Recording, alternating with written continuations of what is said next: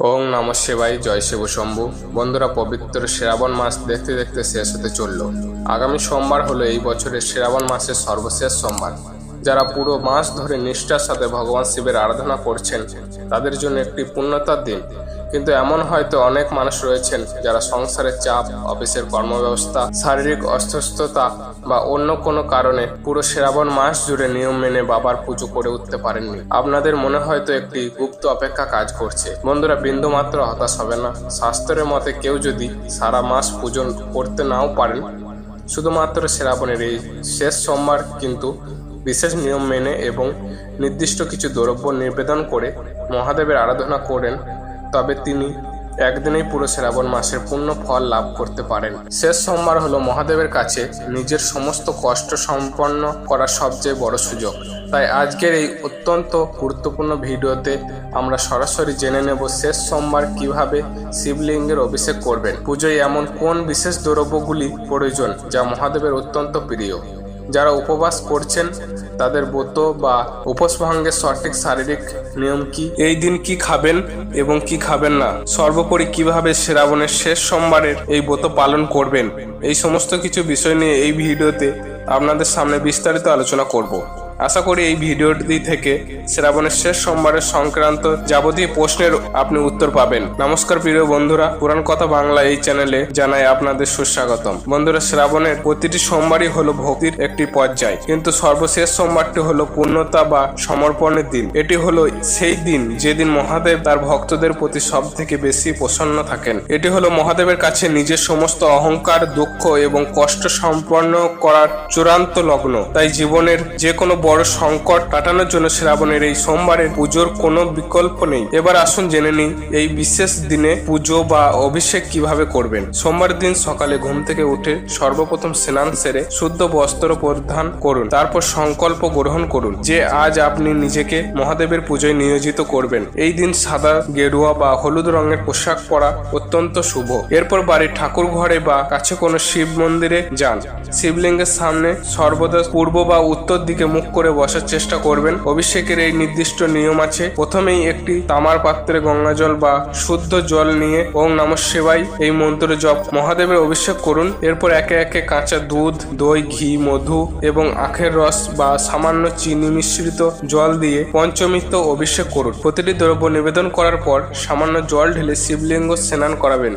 সবশেষে অবশ্যই শ্বেত চন্দন দিয়ে বা ভস্য দিয়ে মহাদেবের ত্রিপুণ্ড তিলক এঁকে দেবেন, অর্থাৎ শিবলিঙ্গের গায়ে 3টি তিলক দাগ দেবেন। মনে রাখবেন, শিব পুজোয় ভুলেও সিঁদুর, হলুদ বা তুলসী পাতা ব্যবহার করবেন না। মহাদেব হলেন আশুতোষ, অর্থাৎ তিনি অল্পতেই তুষ্ট হন। তবুও এই শেষ সোমবার তাকে এমন কিছু জিনিস অবশ্যই নিবেদন করবেন যা তার অত্যন্ত প্রিয়। সবার প্রথম বেলপাতা। বন্ধুরা, বেলপাতার 3টি পাতা আমাদের 3 গুণ, সত্য, রজ ও তমের প্রতীক। বেলপাতা অর্পণের সময় খেয়াল রাখবেন পাতার মসৃণ দিকটা যেন শিবলিঙ্গের গায়ে স্পর্শ করে থাকে। আপনি 108টি বেলপাতা অর্পণ করতে পারেন। যদি তা সম্ভব না হয় তাহলে অন্তত একটি বেলপাতা অবশ্যই অর্পণ করবেন। দ্বিতীয় যে বিষয়টির কথা বলবো তা হলো ধুতরা ফুল বা ফল। ধুতরা হলো বিষাক্ত।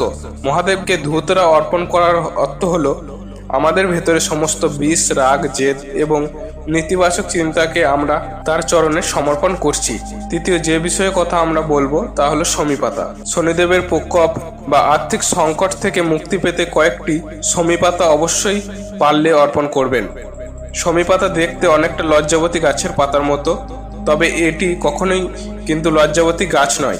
যে কোনো নার্সারিতে আপনি এই শমী গাছ বললেই আপনাকে চিনিয়ে দেবে। বন্ধুরা, এবার একটি গুরুত্বপূর্ণ বিষয়ে কথা বলি। পুজোর একেবারে শেষ পর্যায়ে এই ছোট্ট কিন্তু অত্যন্ত শক্তিশালী বিষয়টি পারলে অবশ্যই করুন। একটি গোটা জটাধারী নারকেল, অর্থাৎ ছোবড়াযুক্ত নারকেল এবং 1 টুকরো কর্পূর নিজের 2 হাতে ধরুন। এবার চোখ বন্ধ করে গভীরভাবে শ্বাস নেন। নিজের জীবনে সমস্ত ভয়, অর্থকষ্ট, রোগ এবং বাধা বিপত্তির কথা মনে করুন। এইবার বাবার উদ্দেশ্যে মনে মনে ব্যক্তিত্ব করুন আপনার সমস্ত নেতিবাচক চিন্তা, সমস্ত ভয়, সমস্ত রোগ ব্যাধি, অর্থকষ্ট, সমস্ত কিছুই প্রতিকূলতা আপনার শরীর থেকে বেরিয়ে এই নারকেলের মধ্যে প্রবেশ করছে। এরপর সেই নারকেলটিকে মহাদেবের চরণে সমর্পণ করে দিন এবং কর্পূরটিকে জ্বালিয়ে আরতি করুন। বিশ্বাস করুন, নিজের ভেতরের এই ভার ঈশ্বরের কাছে একবার সমর্পণ করতে পারলে আপনি ভেতর থেকে এক অদ্ভুত প্রশান্তি এবং নতুন সুখ অনুভব করবেন। আপনি যে উদ্দেশ্যে নিয়ে এটা করবেন এই উদ্দেশ্যে আপনি সফল হবেন। বন্ধুরা, অনেকের মনের মধ্যে একটি প্রশ্ন থাকে, পরে যদি হাতের কাছে এই সকল উপাদানগুলি একান্তই না পাওয়া যায় তবে কি করবেন? বিন্দুমাত্র চিন্তা করবেন না। শিবপুরাণে বলা হয়েছে মহাদেব হলেন আশুতোষ। তিনি আপনাদের দামি উপচার দেখেন না, দেখেন আপনার খাঁটি ভক্তি। যদি কিছুই না পান তবে পরিষ্কার এক ঘটি জল সামান্য গঙ্গা জল মিশিয়ে পরম ভক্তি ভরে তার মাথায় ঢেলে দেবেন, অথবা কয়েকটি নিখুঁত আতপ চাল তার চরণে সমর্পণ করুন। আর যদি তাও সম্ভব না হয় তবে চোখ বন্ধ করে পুজো করুন, অর্থাৎ মনে মনে কল্পনা করুন যে আপনি মহাদেবকে তার প্রিয় বস্ত্রগুলি নিবেদন করছেন। বিশ্বাস করুন, ভোলে বাবার কাছে আপনার এই নিঃস্বার্থ ভক্তি হলো পৃথিবীর সবচেয়ে বড় নৈবেদ্য।